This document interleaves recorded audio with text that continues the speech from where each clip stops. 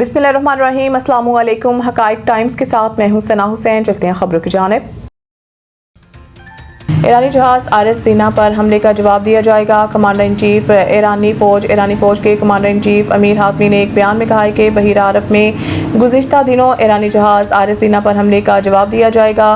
दीना destroyer के हमले को पुरअमन मिशन मुकम्मल करके ईरान वापस जाते हुए निशाना बनाया गया। ईरानी सरहद पर बरह रास्त लड़ाई में मसरूफ न होने के बावजूद हमला किया गया। आरएस दीना का नाम और हमले के कुर्बानी ईरानी बहरी तारीख में जुर्रत की अलामत रहेगी। ईरानी मीडिया के मुताबिक खुदकश ड्रोन ने बगदाद में अमरीकी सफारतखाने के एयर डिफेंस सिस्टम को निशाना बनाया। तर्जुमान ईरानी पासदारान इनकलाब गार्ड्स का कहना है कि सेहूनी रियासत के रहनुमाओं के मकामात को निशाना बनाया है। खिते में अमरीकी फ़ौज के 3 मकामात को निशाना बनाया है। अमरीकी मीडिया के मुताबिक इराक के अलावा कतर की अल-अदीद एयरबेस पर भी मुतअद्दिद धमाके सुने गए।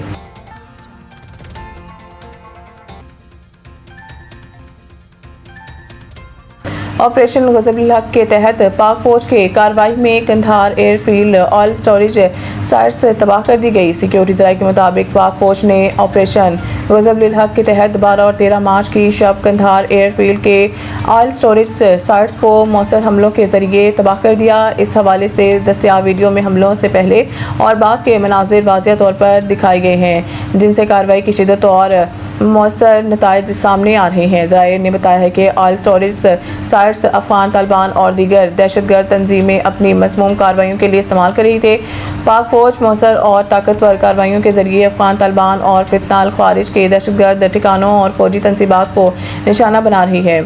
सिक्योरिटी ज़राए का कहना है कि ऑपरेशन गज़ब-उल हक़ के तहत कार्रवाइयाँ अहदाफ के हसूल तक जारी रहेंगी। फ़ौज अपनी तमाम तर इस्तेदाद के साथ दहशतगर्दी के खिलाफ इक़दामात को अमली जामा पहना रही है। कराची गुल प्लाजा एसोसिएशन के सदर तनवीर पास्ता ने सान्हे में होने वाली अमवात का जिम्मेदार रेस्क्यू के सुस्त इंतज़ामात को करार दे दिया। गुल प्लाजा एसोसिएशन के सदर तनवीर पास्ता ने गुल प्लाजा कमीशन के सवालनामे का जवाब जमा करा दिया, जिसमें उन्होंने सान्हे में अमवात का जिम्मेदार रेस्क्यू के सुस्त इंतज़ामात को करार देते हुए कहा है कि फायर ब्रिगेड की पहली गाड़ी 10:55 पर पहुंची।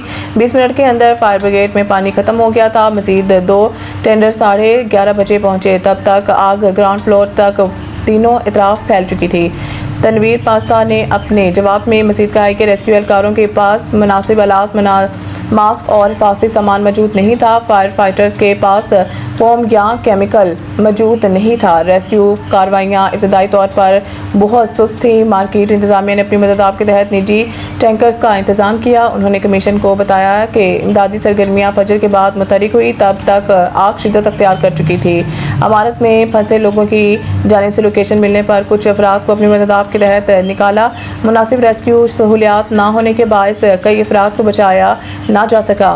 रेस्क्यू इदारों के पास हिफाजती आलात होते तो मजीद जानें बचाई जा सकती थी।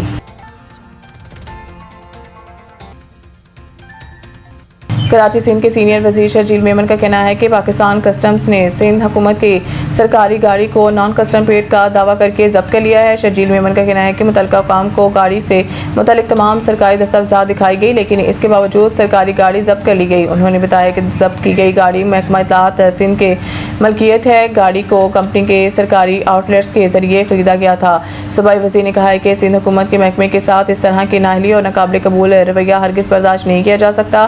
पाकिस्तान कस्टम्स फौरी तौर पर गाड़ी को महकमे के सपुर्द करे और मामले पर तहरीरी माज़रत जारी करे। Lahore Pakistan cricket board PCB के चेयरमैन मोहसिन नकवी से कौमी क्रिकेट टीम के सिलेक्शन कमेटी के मेंबरान ने मुलाकात की। इस होने वाली मुलाकात में चेयरमैन पीसीबी मोहसिन नकवी ने सिलेक्शन कमेटी को मुकम्मल फ्री हैंड का इस्तेमाल करने का मशवरा दिया है। मोहसिन नकवी ने सिलेक्शन कमेटी के मेंबरान से कहा है कि बगैर किसी दबाव की ईमानदारी से फ़राइज़ सर अंजाम दें और किसी की तनकीद बराए तनकीद की परवाह ना करें। उन्होंने ये भी कहा है कि मेरी पूरी सपोर्ट आपके साथ है। जबकि मिसबाह हक, सरफराज अहमद, असद शफीक और आकिब जावेद ने भरपूर एतमाद के इजहार पर चेयरमैन पीसीबी मोहसिन नकवी का शुक्रिया अदा किया। मज़ीद न्यूज़ और अपडेट के लिए देखते रहें हकाइक टाइम्स।